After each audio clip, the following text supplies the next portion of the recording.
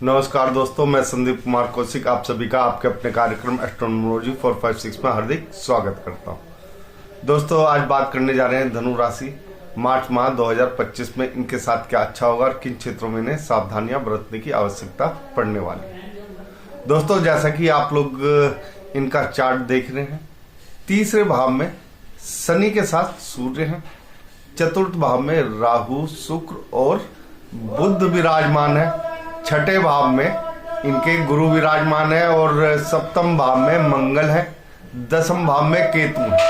कुछ इस प्रकार से ग्रहों का योग बना हुआ है। इसी के साथ ही 15 तारीख को सूर्य जो है वो मीन राशि में प्रवेश कर जाएंगे। साथ ही साथ शनि भी 29 तारीख को जो है मीन राशि में प्रवेश कर जाएंगे। कुछ इस प्रकार से ग्रहों की स्थिति यहाँ पे आप लोगों की रहेगी। दोस्तों, शनि की दृष्टियां भी यहाँ पे काफी कुछ कह रही हैं और कुछ चीजों का जिनका आप लोगों को खास तौर से ख्याल रखना है दोस्तों, वो है कि जो आप लोग मेहनत कर रहे हैं उसमें आलस बिल्कुल भी ना बरतें, क्योंकि छठे भाव का जो गुरु होता है, क्योंकि ये आपके राशि के स्वामी भी हैं, तो छठे भाव का जो गुरु होता है वो कहीं ना कहीं थोड़ा सा आलस भी देता है व्यक्ति को, पेट से संबंधित बीमारियां देगा और साथ ही साथ आप लोगों को एक बड़े हृदय वाला व्यक्ति बनाने की कोशिश करता है, जो आप ये पूरा साल आप लोगों ने लगभग देखा ही है। यहाँ पे गुरु जो है, एक गुरु की एक आदत जो होती है वो ये होती है कि अपने आप को दूसरों से बहुत ज़्यादा सुपीरियर समझता है और अपने आप को दूसरों को देने वाला समझता है, यानी कि अपने पास जो धन है उसको एक तरीके से बर्बाद करने की कोशिश करता है। यहाँ पर गुरु से सावधानी, मैं शुरू से ही कहता आ रहा हूँ आप लोगों को, गुरु से सावधानी बहुत ज़्यादा आवश्यक है, क्योंकि गुरु जो है फालतू में ही आपके धन को ऐसे व्यक्ति को दे देता है जिसको आप लोगों को मालूम है कि वहां से पैसा आपका लौट कर नहीं आएगा। तो यहाँ पे गुरु से संबंधित जो सावधानियां हैं वो आपको बरतने की बेहद ही ज्यादा आवश्यकता पड़ने वाली है। नौकरी में, हालांकि अगर आप लोग नौकरी करना चाहते हैं तो नौकरी मिलने में कोई खास दिक्कतें नहीं आएंगी और देखा जाए तो मन के अनुसार नौकरी मिल जाती है, पैसा भी यहाँ पे मन के अनुसार मिलता हुआ दिखता है। दिक्कत एक आती है जब केतु जो है आपके किसी भी व्यक्ति के दसम भाव में पहुंचता है। ऐसे में केतु जो है, केतु बहुत ज्यादा उथल पुथल मचा देता है। एक तरीके से देखा जाए तो केतु यहाँ पर आपको या तो बहुत ज्यादा, जिसे कहते हैं ना, तरक्की दे देगा या थोड़ा सा नीचे खींच लेगा, जहां आप लोग कल्पना नहीं कर सकते थोड़ी सी। तो केतु यहाँ पे या तो बहुत ही ज्यादा तरक्की देगा, लेकिन एक चीज का आप लोगों को, जो व्यापारी लोग हैं उन्हें भी और वैसे आप लोगों को भी, अगर आप लोगों को पैसा मिलेगा तो बहुत ज्यादा मिलेगा, जितना आप लोगों ने सोचा भी नहीं है, क्योंकि केतु जो है मंगल का छाया ग्रह है। एकदम से देखा जाए तो दसम भाव में इसको वैसे ठीक कहा जाता है, लेकिन फिर भी कई व्यक्तियों के साथ केतु जो है थोड़ा सा धोखा कर देता है। यहाँ पे केतु से आप लोगों को संभलने की आवश्यकता पड़ेगी। हालांकि ऐसा नहीं है कि हमेशा बुरा होगा।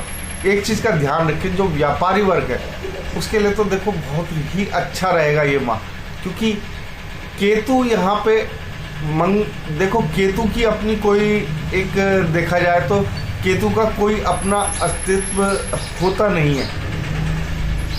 होने को तो बहुत कुछ कर सकता है केतु, लेकिन खुद के बल पे या एक तरीके से देखा जाए तो खुद की कोई उसकी इच्छाएं नहीं होती। जो दूसरा ग्रह है उसके ऊपर दृष्टि डाल रहा होता है या जिसका प्रभाव होता है, केतु वहां पर सबसे ज्यादा एक तरीके से देखा जाए तो फल प्रदान करता है।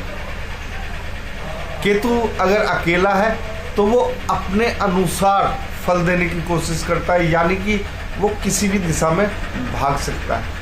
तो उसे भागने से रोकने के लिए आप लोगों को थोड़ा सा प्रयास करना पड़ेगा। हालांकि व्यापारियों के लिए बहुत अच्छा रहेगा, ये मैं पहले भी बता चुका हूँ। उनको तरक्की मिलने से यहाँ पे कोई नहीं रोक पाएगा। व्यापार में काफ़ी अच्छी तरक्की मिलेगी। साथ ही साथ अगर वैवाहिक जीवन की बात करी जाए तो उसमें थोड़ा सा उतार चढ़ाव देखने को यहाँ पे मिलता रहेगा।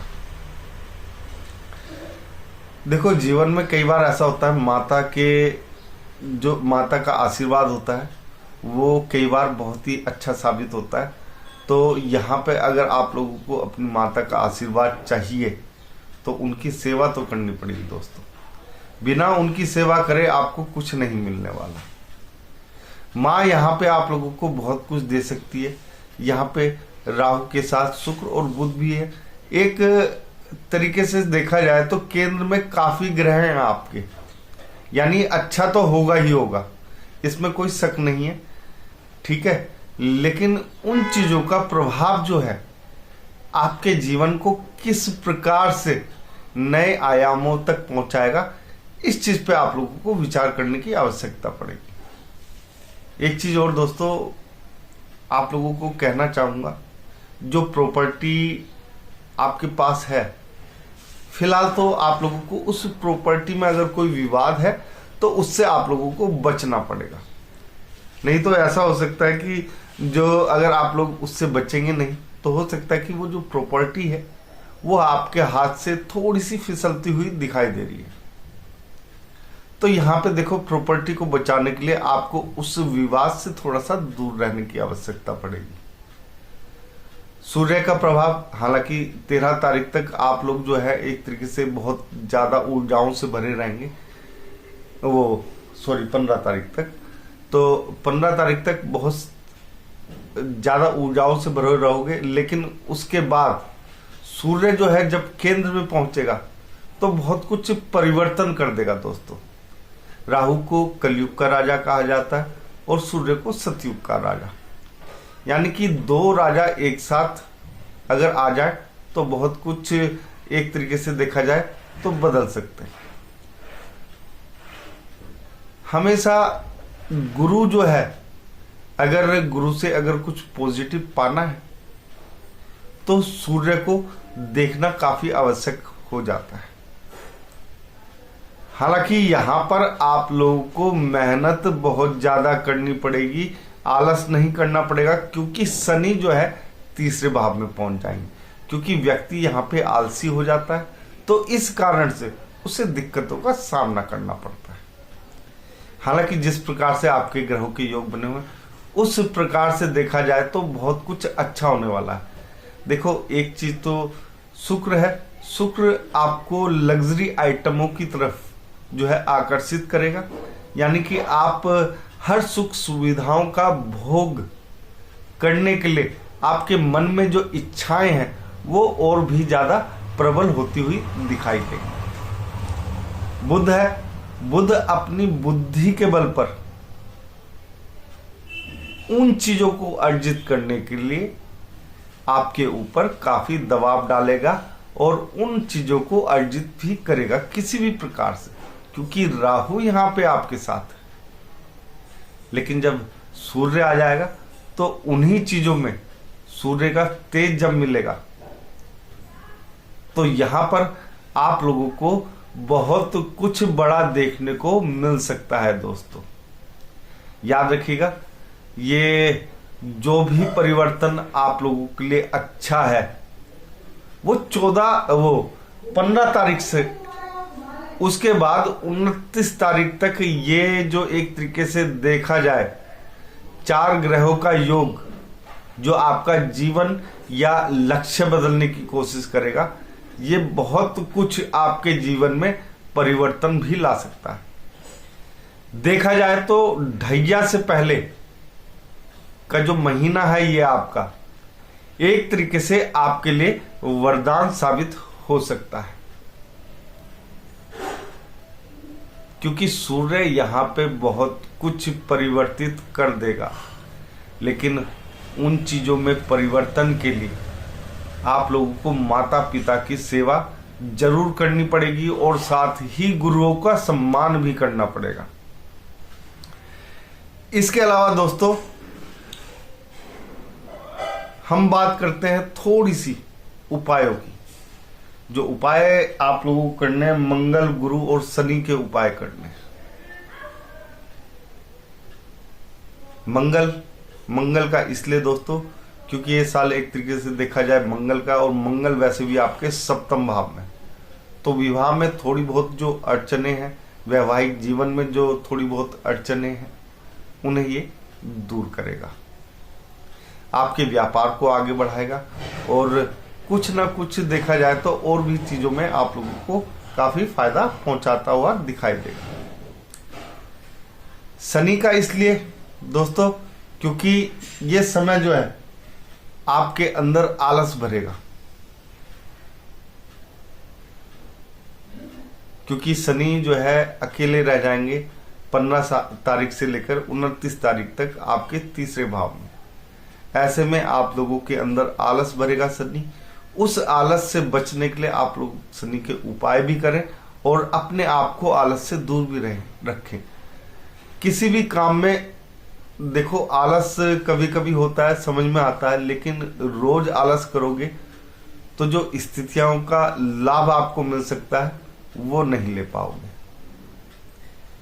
गुरु के उपाय इसलिए आवश्यक है दोस्तों सॉरी, क्योंकि आपके छठे भाव में गुरु हैं, और छठे भाव में जब भी गुरु होते हैं तो ये मान के चलिए वैसे भी आपके राशि स्वामी है, उनकी आराधना तो आप लोगों को हमेशा करनी चाहिए। लेकिन इस समय जो है, इस महीने जो है, इस पूरे साल एक तरीके से देखा जाए तो आप लोगों को गुरु की एक कहते हैं ना कि छठे भाव में जब भी गुरु आता है तो उसको मनाना पड़ता है दोस्तों। यहाँ पे अब ढैया चालू हो जाएगी।